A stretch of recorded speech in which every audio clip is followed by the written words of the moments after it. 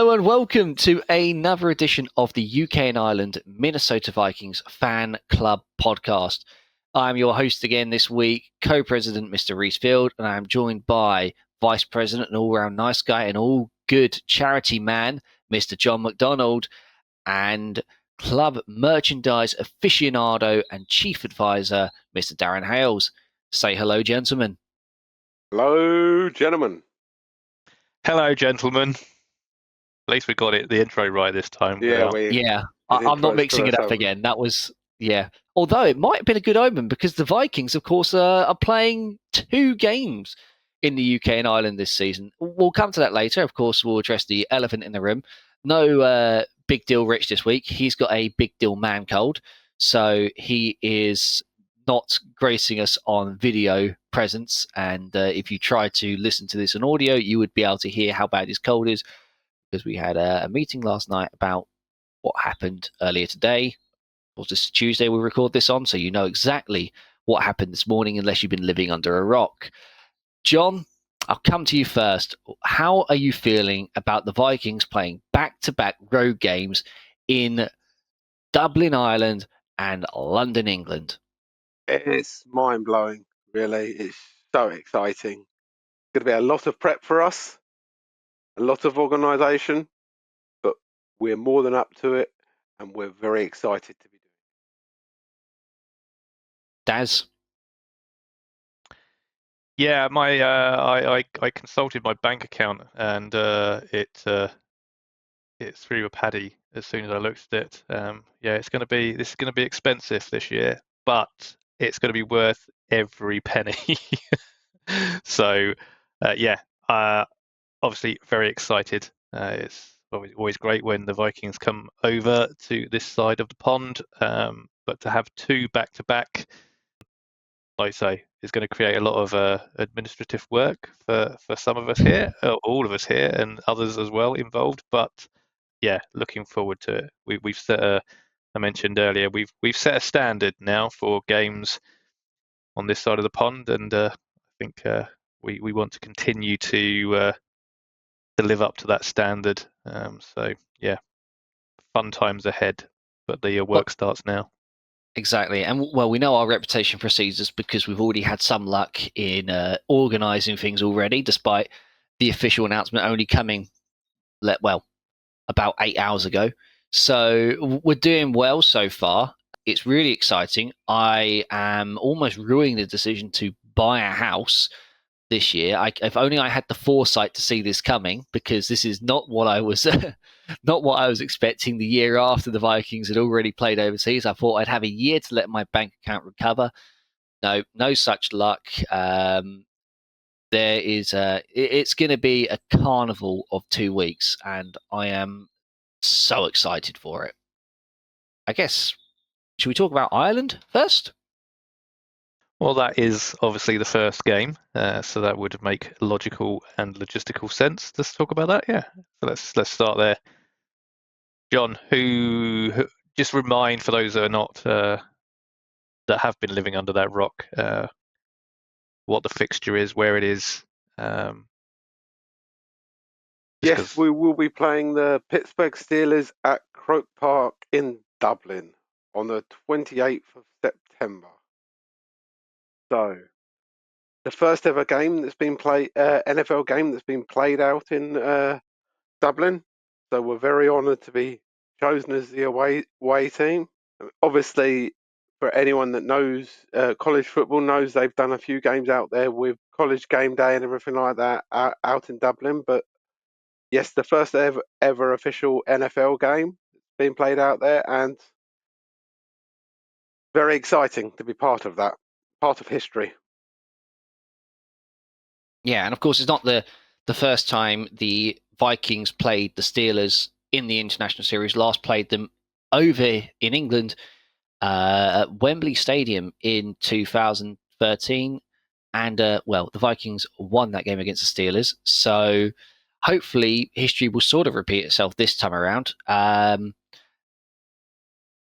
The second fixture has slightly altered some plans of John's, who, of course, made a big, bold promise in the podcast last week. The second game, of course, Daz, is the Vikings being against the Browns. How are you feeling about that one? So, I mean, that fixture has a special place in my heart because that was the first time that I saw the Vikings play. Because again, similar to the Pittsburgh, these are two teams that we have played again in the UK when we played them in Twickenham in 2017. So yeah, that one will be special for me personally as a sort of full cycle, having seen them a few times now, both here and over in the States. So yeah, fixture wise, it's it's good. Should be an interesting game. Obviously, we don't quite know what kind of Browns we're going to play because they, as a team, are a little bit up in the air at the moment. But there's a long time between now and then for things to change. So, and I remember going into that Browns game in Twickenham, thinking we'd absolutely smash it because I think that was when the Browns were on Deshaun Kaiser, and they were on their 0-16 season. And for the first quarter, at least, it was a little bit tense. Thankfully, we ended up turning it around, and it was quite comfortable in the end. But I do remember thinking this could be quite embarrassing as a banana skin for us to slip up on. But obviously we have a very good record over here, so long may that continue. And can't see any other results than 2 wins back to back there to take them back with. Yes, and I mean it's two very different situations for the two teams we're facing. Of course, at this moment speaking, one team doesn't have a quarterback and the other one has 5. So it's a bit of a strange one. Of course, the Steelers, we all know who's going to end up there. We all know who we're going to be facing for a second year in a row in the international series, or we feel we can say it with some confidence. But John, the Browns' situation at quarterback is an odd one.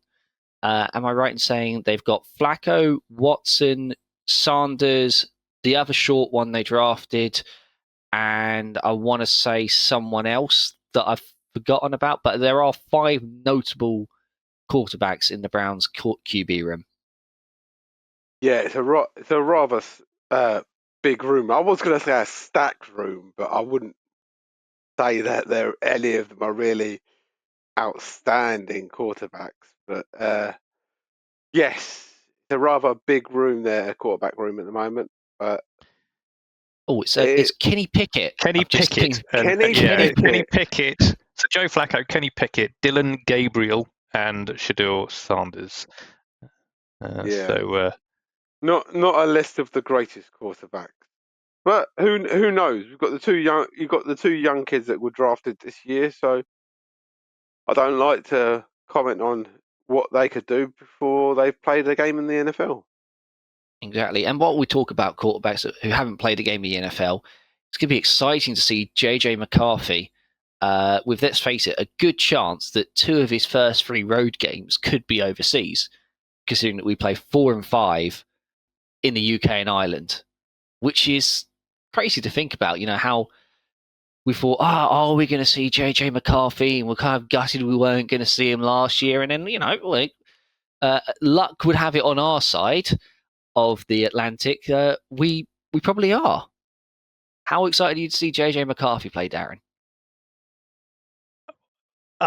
Do I have to say? Obviously, yeah, super excited. I don't know how to put it. I wonder whether there was something in his, he's got some sort of rights to play over here, and because that didn't happen last year, that's why they've had to force 2 this year. But all joking aside, yeah, obviously it's, it'd be great. It doesn't matter for me. Just seeing the Vikings, seeing all those players is always going to be special. Always a great experience. So but yeah, seeing JJ in the flesh, tearing it up behind a ridiculously re-strengthened O-line will be lovely to watch. John, I guess I ask you the same question. How excited are you to see JJ McCarthy play? Well, I've literally just said I don't want to comment on quarterbacks that haven't played a snap in the NFL. And you come back to me with that, Reece. Yes, I'm very Of excited course. to see him. You're making me look like a fool here, mate. Double standards. Yeah, it's certainly a level of excitement that I mean, it's crazy really to think about that this has happened. Given the fact that we have got two, they are a road games. That's the important thing to remember here. The Vikings have gone from having a season where they've got 9 road games and 8 home games. I've done the maths correctly. They've gone and flipped that to 8 home games, 7 road games, and then 2 in a neutral venue. So it's outstanding. And I mean, we know the Steelers have got quite a good following in Ireland. That's not going to be a surprise. But we also know that Vikings fans travel exceptionally well and have a great backing in the UK and Ireland. I guess we should probably get to the first part of. I would usually say mumbo jumbo if this was the end of the podcast, but it's all the important bits that as a fan club we do. First of all, we need to let you know we don't have tickets to sell. If you come to us for tickets, we can point you in the right direction. We can give you advice on if you were unsuccessful on game day, like don't panic buy. Tickets become available. They will get touted. Do not stress. We are also in a position where, if you do end up with extra tickets and you are a Vikings fan, we can try and help you facilitate selling those on at face value. We're never going to promote or allow people to sell tickets above their face value. We would also like to pull people's attention to that there will be a FAQ coming, like we have for the London game, which will give you all the information that you need, things to do in Dublin, transport links. We know that things are going to be very expensive in Dublin. Flights are going to be expensive. Ferry crossings probably aren't going to be cheap either. So it is going to be a bit of a different situation for fans if you're traveling from the UK to Ireland. But fans in Ireland, well, live it up, because I guess the shoe's on the other foot, and you should make the most of every part of this opportunity. We're going to be working on a game day venue. We already are working on a game day venue, and we do have members, or should we say, club leadership, which is growing. There will be some familiar faces for fans in Ireland who, as you'll see, also we're going to be driving for some more events over there in 6:00 kickoffs. It's going to be an exciting time to be a Vikings fan in Ireland. Absolutely. I remember our first game over here, absolutely exciting, but this is the first ever game played over in Ireland, and it's going to be really exciting. We don't know what we're walking into. We can try and sort it out. I'm sure there will be kinks to work out, because there always is in first games that are played places. There's always something that, we could have done this better, or we could have done that better. But bear with us. We are trying our best. All I can say. Yeah, and I think we're not going into this completely cold this time. Admittedly, it's a different area, but there's lots of things that principally are the same, and things that we will have learnt from the London games. So yeah, like you say, John, we're bringing in people with that can help in those areas where we don't have expertise of the locations, which will help there, and then we'll obviously support with our knowledge that we've gained from the London games over the last few years, and obviously that will apply to the London game when we play the Browns as well. So. And I mean, there are things that, of course, that people know they love from the London game, things like a skull march and a pre-game tailgate. We are working on all those things. We will be consulting, with people locally, though, because we also, it's our duty to make sure things are safe. We know that we take over a street when it comes to London. And whilst we'd love to do it in Ireland, we also want to make sure that everyone is safe, has a great time, and enjoys the game. So keep your eyes open. Keep listening out for announcements. Things will come in due course. London, I guess. Feels like we just did this yesterday, chaps, didn't it? London baby, I think is the phrase. Yeah, it does feel quite fresh that we've probably, as an admin team, have just about recovered from. So yeah, we're like I say, we are recovered. I think that's the key thing. It might have only recently happened, but we are recovered and we're ready to go again. So yeah, I know you guys have been working with contacts from last year as well that have already opened up a few pub doors for us. So I'll let you explain. Yeah, John, you're close with one of, I think, probably the favourite landlord in all of London for all Vikings fans. John, would you like to let the people know the good news regarding pre-game tailgate? Yes, absolutely.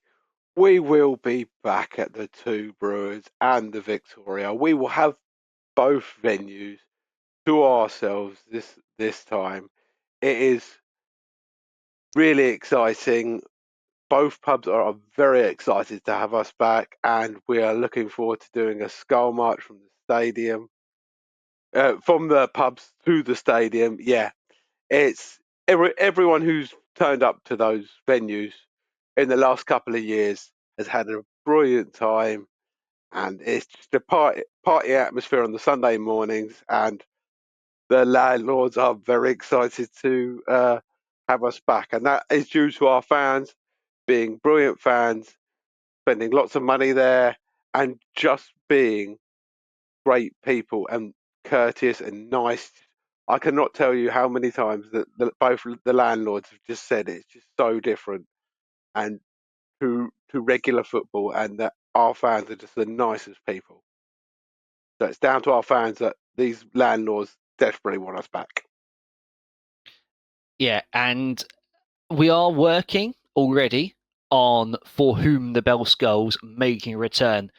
The notable difference this time will probably be that landlords will buy more of it from the brewery because it was an outstanding success last time. It sold out incredibly quickly.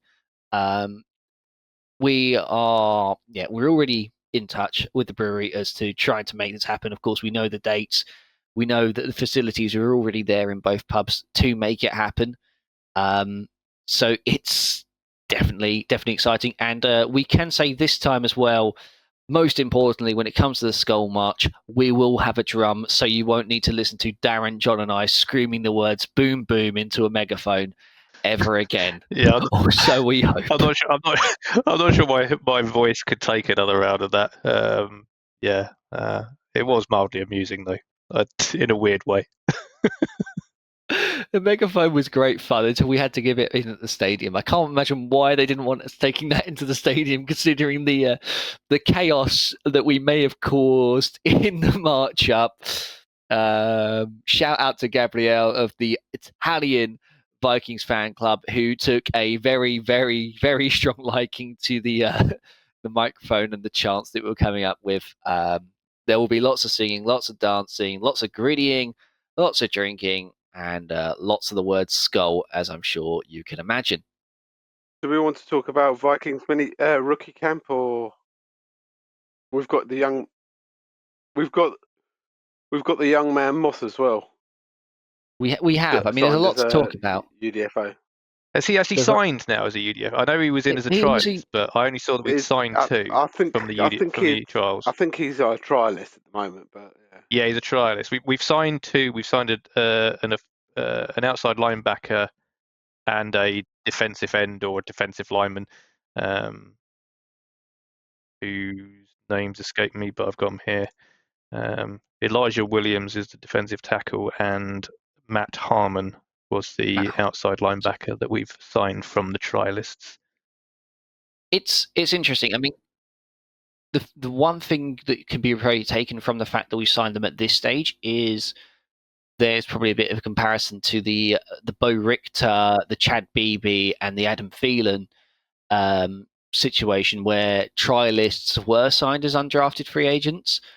It might mean that they've got more of a chance to make the practice squad or the team, as we saw with those three players. But statistically, that is more likely. I think statistically, you're more likely if you've been signed as a trialist because you've already been through one level of assessment, if you like, and someone's made a decision on you. And I think psychologically, that sticks in coaches' minds that they've already picked them once. So it does have a weird psychological. So it'd be interesting to watch, but weirdly at the moment, I don't have either of them making my 53-man roster. No. I heard a lot of good things about Max Brosma, though. That's all I'm going to say. I know that the media only allowed him for a day this time. They used to be allowed him for 3 days. I also know that KOC runs his rookie minicamp in a very different way to Zimmer. Zimmer liked 11-11. KOC values the merchandise of a first-round guard and probably doesn't want some over-eager trialist defensive lineman slamming his helmet into the chest of your most prized draft pick. Careful now. Come on, family show, Darren. John isn't awake enough for this. John works nights, and he's probably going like he's having a fever dream right now and has overslept. Probably still do feel like you're dreaming, John, I guess, with the news today. But yeah, in terms of undrafted free agents, it's an odd one because it should be something we were talking about, but then this news has happened, which is fantastic. Indeed. I mean, to be honest, we only got 1 day of the media only got 1 day of access to the tryouts, the rookie camp. So there's not really much to talk about really there. I mean, Brosman, he threw like 8 passes, 6 were completed and 2 were picked off. So I don't know. That is 11-11. Yeah, that is what I heard. I heard lots of different 2 picks. I don't think he threw 8 passes. I think he threw 8 passes in like more of a game situation. But I mean, we see they do different drills, don't they? It's hard to tell. I'm not trying to be biased because I'm a Gophers fan, and I want him to do well. I want him to make the 53 if he's good enough. There's the thing. I want him to succeed, and if he's good enough, I'd love him to be on the 53.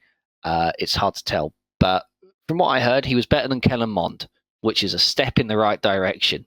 Except for nothing's ever going to compare to JJ McCarthy, the last rookie minicamp. I think everyone knew that was a different beast entirely. John, in terms of different beasts, you are taking on a slightly different beast of a challenge now, aren't you?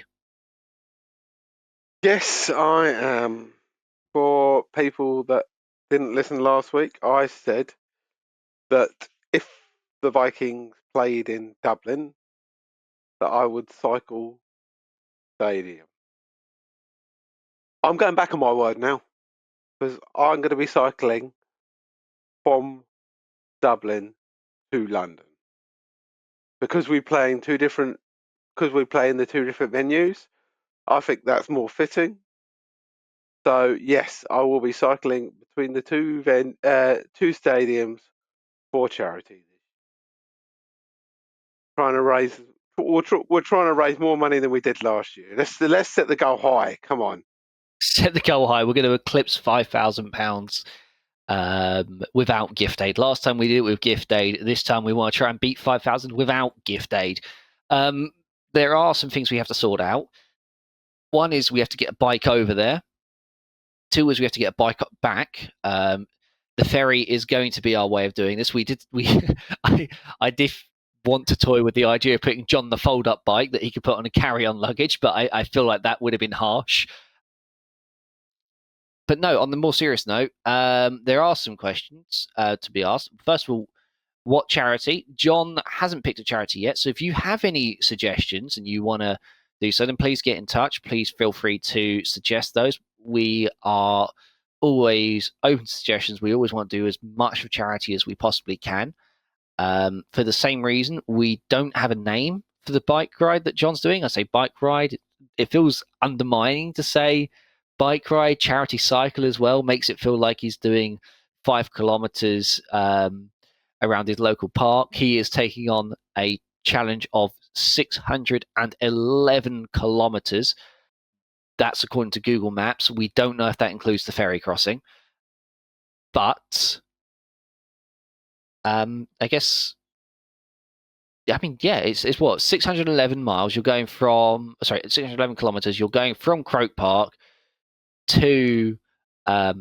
Sorry, we were a bit distracted by Darren walking around the back there. All okay, Darren? He's on mute. He's fine. He's gesturing at someone behind him. He's happy. He's got his thumbs up. He's the Fonz. So, John is cycling from Croke Park to Tottenham Hotspur Stadium in name of a charity to be confirmed in a charity cycle of 611 kilometers. I'm guessing we're not allowed to put you on a pedalo, John.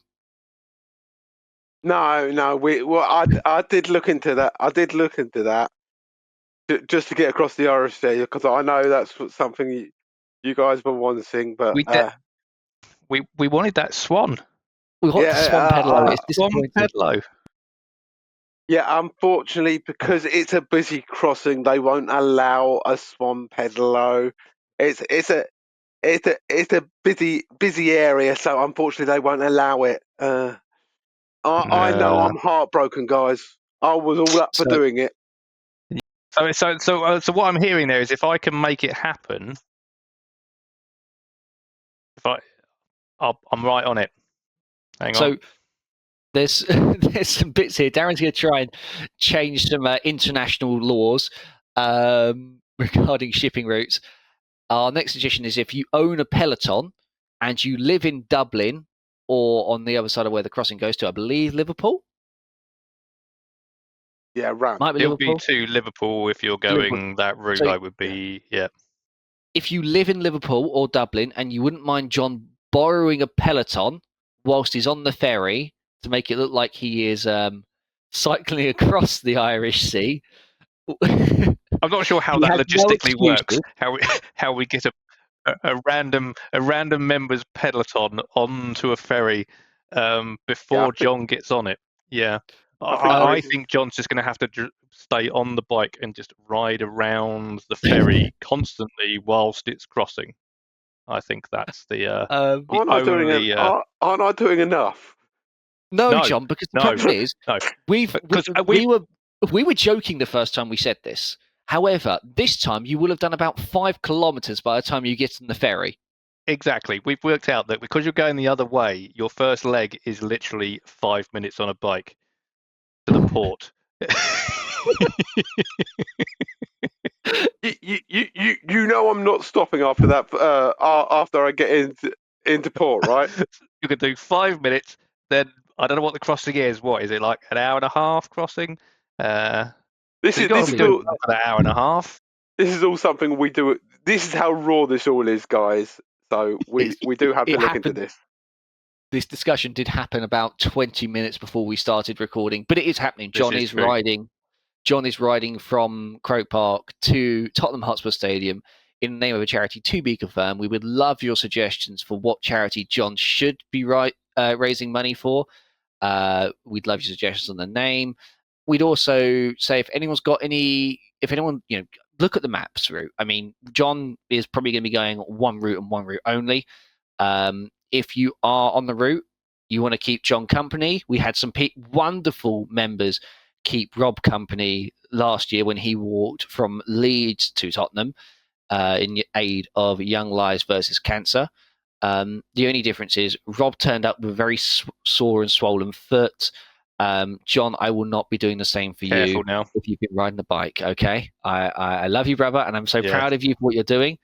But you're on your own here, mate. If you fall off, I promise to laugh and help you up. Yeah.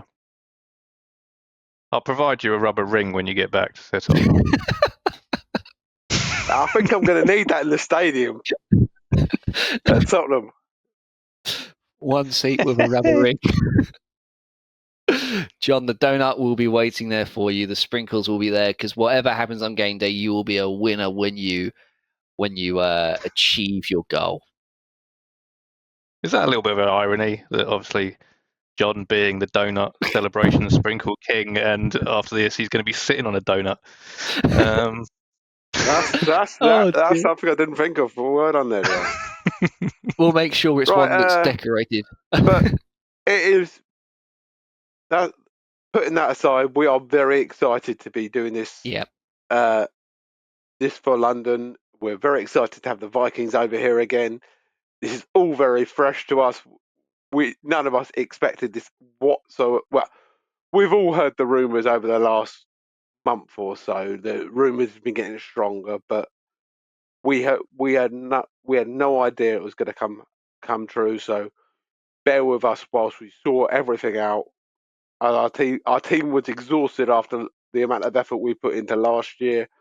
To just give us a little time to get ourselves sorted again before we see our beloved Vikings playing a double header in Ireland and London. Well said. London is in England after the mistake last week. We're just going to say London, England. London of the United Kingdom, not Ireland. Dublin, Ireland. And it's going to be awesome. It's going to be awesome. And I am so excited. I guess I'll go through the mumbo jumbo one more time to wrap us up. I say mumbo jumbo. There's going to be an FAQ for both London updated and for Ireland. So if you've got any questions, you are more than welcome to reach out to the fan club. In the meantime, while we work on the FAQ, we'll do everything we can to assist you fans. If you are flying over from the States, from Canada, from anywhere else in the world, and you need some advice, we are more than happy to help. We are here for fans internationally as well as in the UK and Ireland.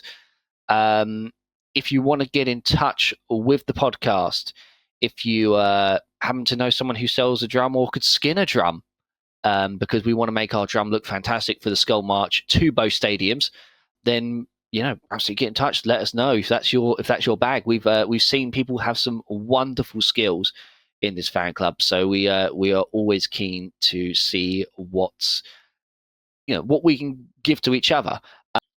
If you want to get in touch with the podcast, if you want to suggest a charity for John's cycle from Ireland to London, if you want to suggest a charity, or a name for it, please do so. Get in touch. Email the podcast, ukvikespod@gmail.com.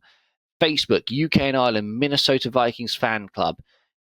On threads, on Instagram, direct message on X, we are at UK Vikings Fans. It's a long spiel. I do apologise, John. On Blue Sky, we are UK and ANDIRE Vikes Fans. Discord, there will always be a link. YouTube, you can of course see us on YouTube. If you are watching on YouTube, please do ring the bell, do like, do subscribe. As we try and venture into a new media, your support is it can't be put into words how important it is as we try to continue to grow. If you are listening on any other more traditional podcast platform, please do rate the podcast, leave your feedback. Rich isn't here, so if you have any negative feedback, it's all Rich's fault. And Rich welcomes constructive criticism. Or even non-constructive criticism. Yeah, non-constructive too. Yeah, you can tell him to get over his cold. Yeah. Come on, Rich, you sneezed twice. I can't do it. I can't be mean to Rich. No, it feels bad to me. I mean, last time we gave him a bad time for hard time for doing parenting, which none of us could relate to, but the man cold we can all relate to. Get well soon, Rich. And with that, I don't think there's anything else left to say other than thank you very much for listening, everyone. We hope you've enjoyed the show. We hope you can get tickets for both games if that's what you wish to do. We hope you have a great time. You are excited as we are. And until next time, thank you very much for watching and listening. Say goodbye, gentlemen. Goodbye, gentlemen. Goodbye, gentlemen. Cheers. Ta-da! Goodbye. Ta-da. Ta-da. Yeah. Ta-da.